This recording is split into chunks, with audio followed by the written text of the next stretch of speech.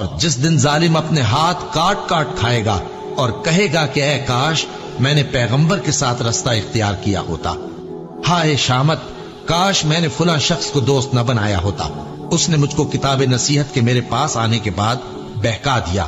اور شیطان انسان کو وقت پر دغا دینے والا ہے۔ یوں نہیں، جب زمین کوٹ کوٹ کر برابر کر دی جائے گی اور تمہارا پروردگار جلوہ فرما ہوگا اور فرشتے قطار در قطار آ جائیں گے اور دوزخ اس دن سامنے لائی جائے گی، تو انسان اس دن سوچے گا، مگر اب سوچنے سے اسے فائدہ کہاں مل سکے گا؟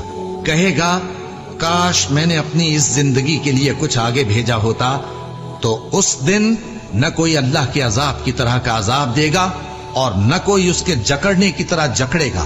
جس دن ان کے چہرے آگ میں الٹ پلٹ کیے جائیں گے تو کہیں گے اے کاش ہم اللہ کی فرما برداری کرتے اور رسول صلی اللہ علیہ وآلہ وسلم کا حکم مانتے۔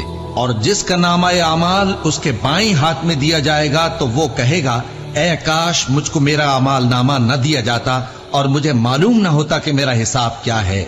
اے کاش موت میرا کام تمام کر چکی ہوتی، آج میرا مال میرے کچھ بھی کام نہ آیا، مجھ سے میرا اقتدار جاتا رہا۔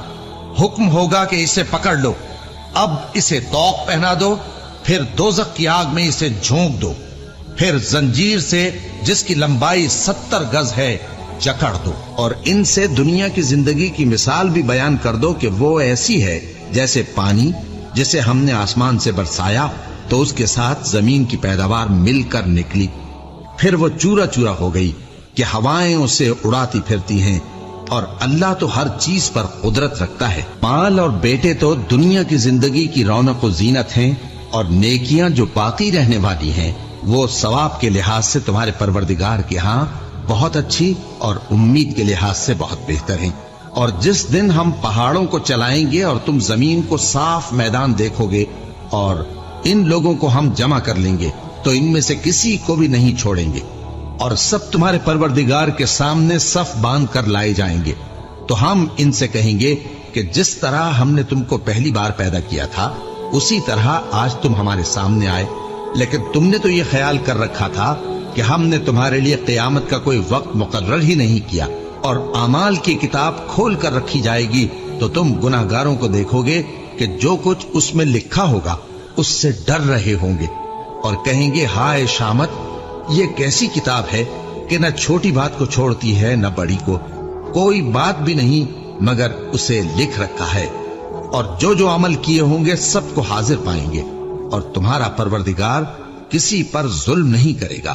کاش تم ان کو اس وقت دیکھو جب یہ دوزخ کے کنارے کھڑے کیے جائیں گے اور کہیں گے کہ اے کاش ہم پھر دنیا میں لوٹا دیے جائیں تاکہ اپنے پروردگار کی آیتوں کی تکذیب نہ کریں اور مومن ہو جائیں۔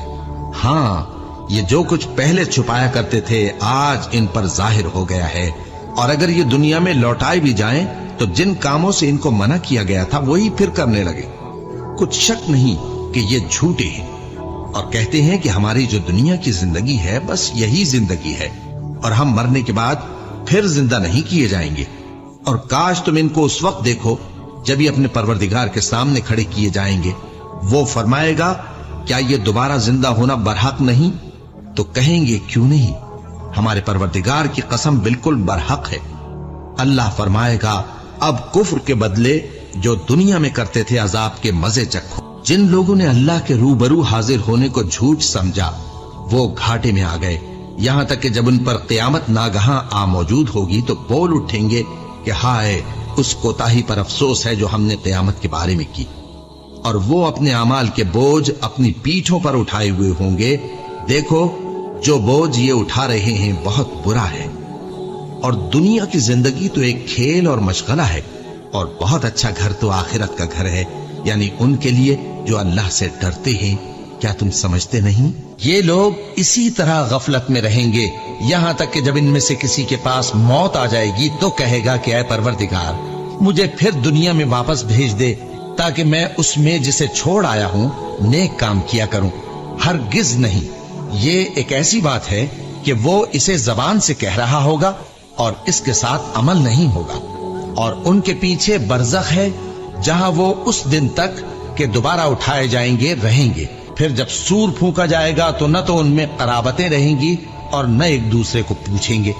तो जिनके अमाल के बोझ भारी होंगे तो वही कामयाब हैं, और जिनके बोझ हल्के होंगे वो लोग हैं जिन्होंने अपने आप को खसारे में डाला, हमेशा दोज़ख में रहेंगे। आग उनके चेहरों को झुलस देगी और वो उसमें बदशक्ल हो रहे होंगे। क्या तुमको मेरी आयतें पढ़कर नहीं सुनाई जाती थीं? फिर तुम तो उनको झुटलाए ही जाते थे। वो कहेंगे, ऐ हमारे परवरदिगार, हम पर हमारी कमबख्ती गालिब आ गई और हम रास्ते से भटक गए। ऐ परवरदिगार, हमको उसमें से निकाल दे। अगर हम फिर ऐसे काम करें तो जालिम होंगे। फरमाएगा कि उसी में जिल्लत के साथ पड़े रहो और मुझसे बात न करो। मेरे बंदों में एक गिरोह था जो दुआ किया करता था कि ऐ हमारे परवरदिगार, हम ईमान लाए तो तू हमको बख्श दे और हम पर रहम फरमा, और तू सबसे बेहतर रहम करने वाला है।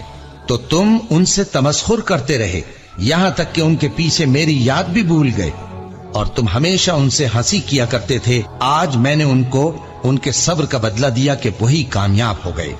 अल्लाह पूछेगा कि तुम जमीन में कितने बरस रहे? वो कहेंगे कि हम एक रोज या एक रोज से भी कम रहे थे। शुमार करने वालों से पूछ लीजिए। अल्लाह फरमाएगा कि वहां तुम बहुत ही कम रहे, काश तुम जानते होते। क्या तुम ये ख्याल करते हो कि हमने तुमको बेमकसद पैदा किया है और ये कि तुम हमारी तरफ लौट कर नहीं आओगे?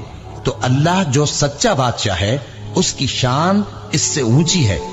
उसके सिवा कोई माबूद नहीं, वही अर्श करीम का मालिक है। ऐ पैगंबर, मेरी तरफ से लोगों को कह दो कि ऐ मेरे बंदो, जिन्होंने अपनी जानों पर ज्यादती की है, अल्लाह की रहमत से नाउम्मीद न होना।